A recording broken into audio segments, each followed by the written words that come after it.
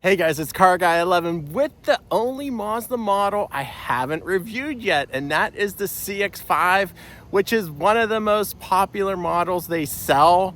So really excited to get into it, and it's actually probably the last year for it, as we'll probably be getting a new one for 2026. So excited to see how it is, if it's still a viable option for 25. So let's take a quick drive in this gorgeous Soul Red Mazda CX-5. All right, getting into this 2025 Mazda CX-5 Turbo Signature. This is the most fully loaded model and version you can get of the CX-5, and we'll talk about price in a little bit. So for driving modes, I'm in normal right now, but you only really get normal and sport in Mazdas, and there is an off-road mode, which we're not going to try today.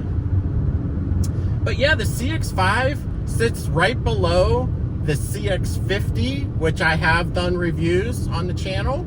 It's a tiny bit smaller, more compact.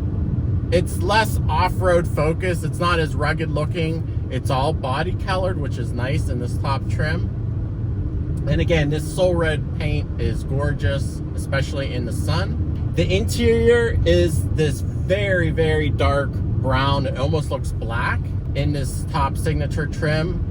You might want to avoid this trim. It is the most expensive, and you could get much of the same in the premium, turbo premium version as well. But yeah, in this normal mode, it's super quiet. The engine is very subdued, and the ride is great.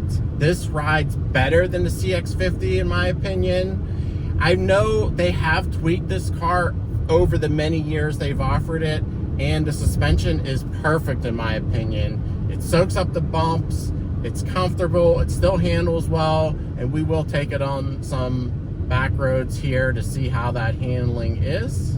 But another interesting thing about this engine, it does not have stop start, and I don't know of any other mainstream vehicle these days that doesn't automatically come with. So as we come to a stop here, the engine will stay on and not shut off, which is refreshing. Completely stopped, engine stayed on. Punch it here.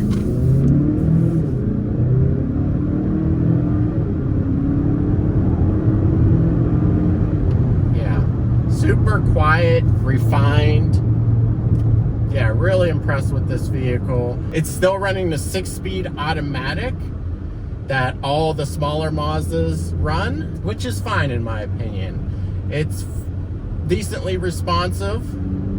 I feel like the 8-speed that they use in the CX-90 and 70 might give it a little better fuel economy on the highway anyway, and we will talk about fuel economy here. But yeah, it handles beautifully, beautifully. This is a nice compact size. It's lighter weight, it's 3,800 pounds versus the CX-50's about 4,000 pounds. And yeah, it still retains that Mazda tossability and nimbleness. All right, coming to a stop here. The transmission actually gave me a downshift in sport mode, which is really nice. Punch it here.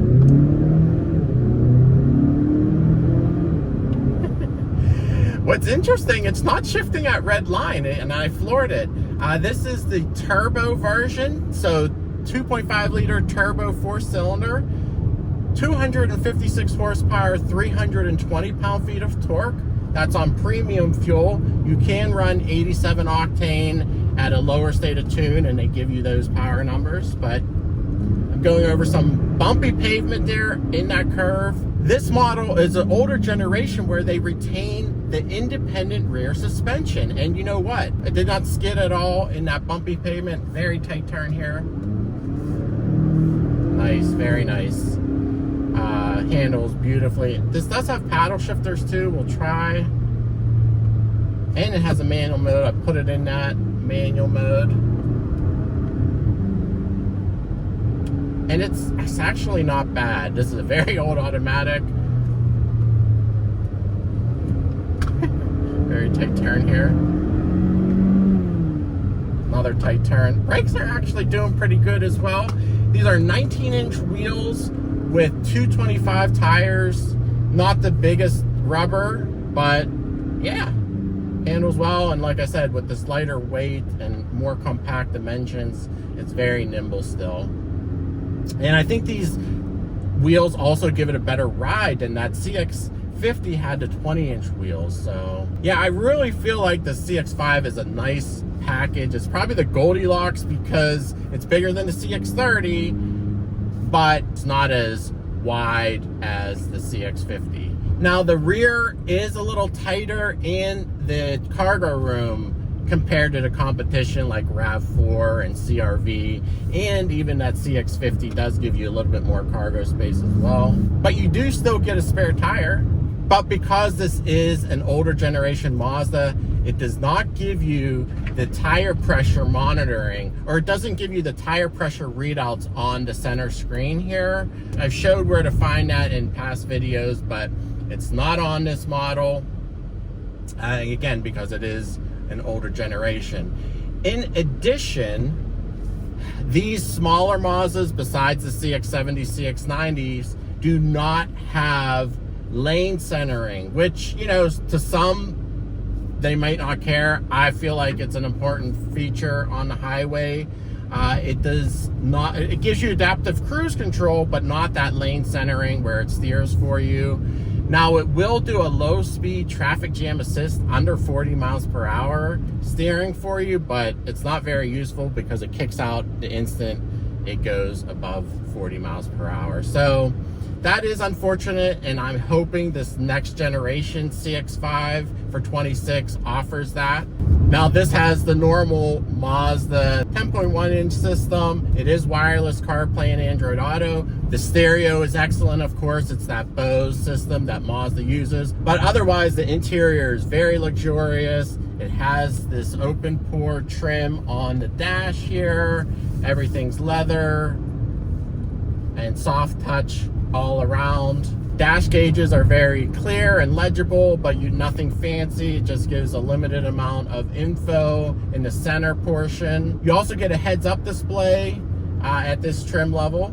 It does give you heated and cooled seats and heated steering wheel at this trim level. The heated steering wheel is only the side grips, not the top and bottom, as in typical Mazda fashion. Hoping they update that at some point. Now, one thing it is missing is a passenger lumbar control, which would be nice to see here, although it is not a luxury branded vehicle, and at this price could be excused, but I still would like to see some sort of lumbar support. The driver's seat has two-way lumbar, not four-way, but it is a nice, comfortable seat. Now, the fuel economy, I'm getting in the low 20s. It is rated for about 24 combined. Again, these turbo Mazdas, I've never really been able to reach the stated sticker for them, which is unfortunate. You might get better with the naturally aspirated 4, which is offered in the lower trim levels, but you only get 187 horsepower there. Tight turn here.